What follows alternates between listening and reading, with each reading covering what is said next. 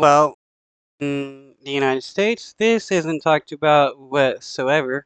An American that was shot by an IDF soldier in the West Bank protesting against illegal settlements by Israeli settlers.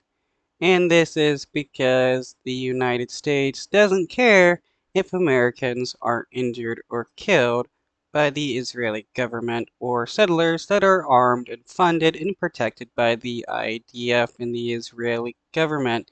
This should tell you a lot about US politicians when those that have no care whatsoever about Americans dying pretending to care about Americans dying.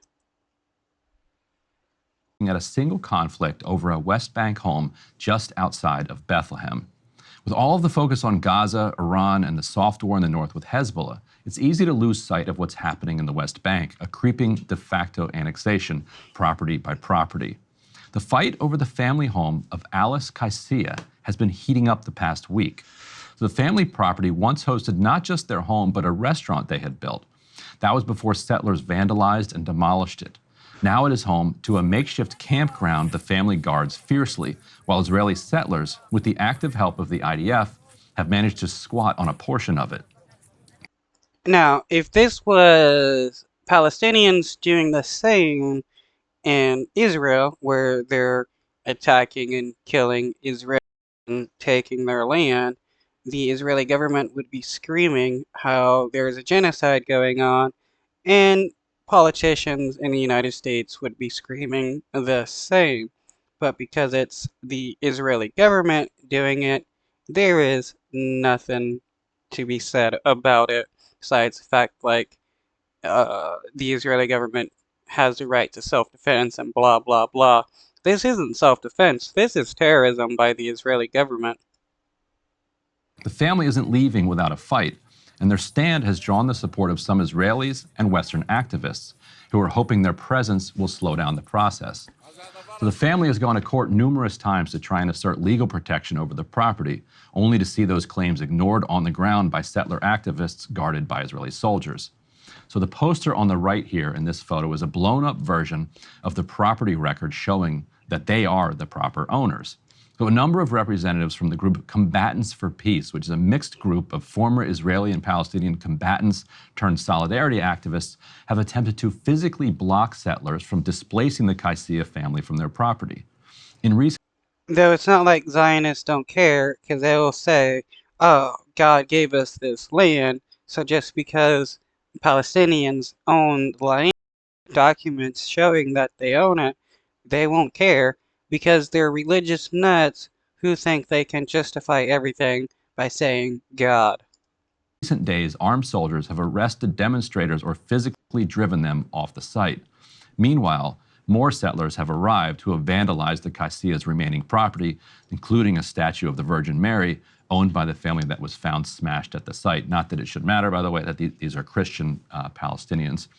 In video, Although, if a Palestinian person had destroyed some kind of Jewish statue or whatever, they would be screaming anti-Semitism and being like, oh, look at these Palestinians. They destroyed my statue of Abraham or whatever.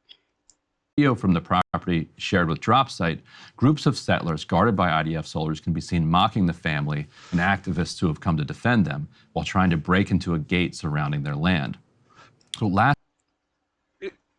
Zionists would also be screaming how these people are anti-Semitic and hate the Jewish faith for destroying a statue. But when it's, Zionist Israelis doing the same thing, there is no claims of anti-Christian sentiments. Last Friday, Amato Sisson, an activist from New Jersey with the solidarity group Fazia, joined fellow demonstrators near the West Bank village of Beta, not far from the Kaisia home. In an interview with Murtaza after being discharged from the hospital, Sisson said he was taking part in a, quote, protective presence exercise aimed at defending Palestinian citizens living in the West Bank from settler and military violence. He said that the IDF began firing live rounds at them, and they ran into a nearby olive grove. It was then that he felt what he said was a, quote, blunt impact in the back of his leg. He initially thought he had been hit by a tear gas canister. It turned out to have been a live bullet, which entered his thigh and exited from the front of his leg.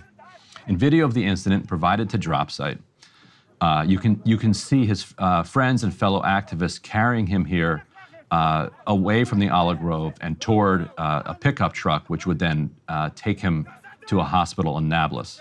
We asked the State Department for comment on Sasan's shooting and got the following statement.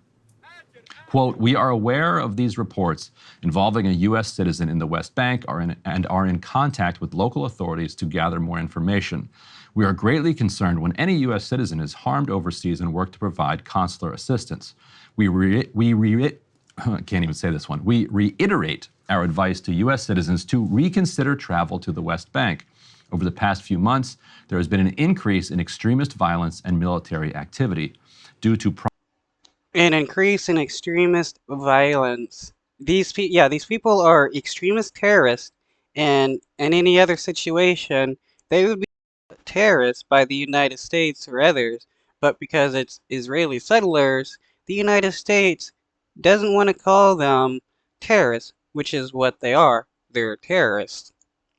privacy considerations, we have no further comment, unquote. So after being shot, Sason was treated and discharged from the hospital in Nablus.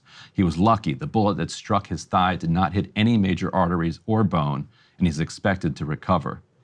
Now, while the shooting has gotten zero attention in the U.S., it did get some coverage in the local Israeli press, where a spokesperson for the IDF said troops had, quote, used riot dispersal means and fired live rounds in the air to disperse a, quote, gathering in the area near the settlement outpost. The statement. So they're saying that they shot bullets up into the air, and somehow the bullet came back down and struck the dude in the leg. Yeah, that's a lie by the IDF. They were shooting at people. And added that, quote, a report was received regarding a foreign national who was accidentally injured by the riot dispersal means and was evacuated to the hospital, unquote. A number of Americans have been killed or wounded by the IDF in recent years, including both Palestinian citizens living in or visiting the West Bank and U.S. activists like Sason. Earlier this month, the U.S. government announced that it would not pursue Leahy Act sanctions against an Israeli military unit, the Netza Yehuda Battalion, implicated in the death of an elderly Palestinian American man, Omar Assad, who died after being bound and left exposed to the elements by soldiers from the unit. Yeah, and this is something that happened before October 7th, so somehow it's okay for the IDF to commit human rights violations in the West Bank, but the moment people in Gaza or the West Bank decide to defend themselves and respond to the constant raids and murders of Palestinians, that's when they become terrorists. Like, how does this make any sense for the IDF to commit terrorism against people and not be considered terrorists, but the moment people decide to defend themselves, they're terrorists? 2 Palestinian American teenagers have also been killed in separate shooting incidents by the IDF in the West Bank since the start of this year. The U.S. government has taken halting steps in recent months to sanction particularly violent settler leaders. The sanctions stop some individuals and groups associated with the most extreme fringe of the settler movement from accessing the U.S. financial system, while also targeting selected outposts in the West Bank for blacklisting by banks. The Biden administration, which is being sued over the sanctions by pro-settler groups in the U.S., has hinted that these limited sanctions measures could theoretically expand in the future to target more of the settlement enterprise. Again, this is just the Biden administration and any other Zionist Dems that support the Israeli government. It's just them lying because they're not actually doing anything to stop any of this when it's the United States funding and arming the Israeli government. The Israeli government is able to fund all these settlers because of U.S. money. Now, while President Biden has promised U.S. retaliation for violent attacks targeting Americans elsewhere in the region, there has been near radio silence over a steady drumbeat of violent incidents that have affected U.S. citizens in the West Bank at the hands of the Israeli military or settler groups. That selective interest and concern by the U.S. government over violence targeting its own citizens has frustrated Sason. He told Murtaza, Biden has said that if any U.S. citizen is attacked, we will respond. Yet there have been multiple times now this hasn't been the case, unquote. Yeah, that's because Biden doesn't actually care if US Americans are killed by Israeli soldiers or anything else.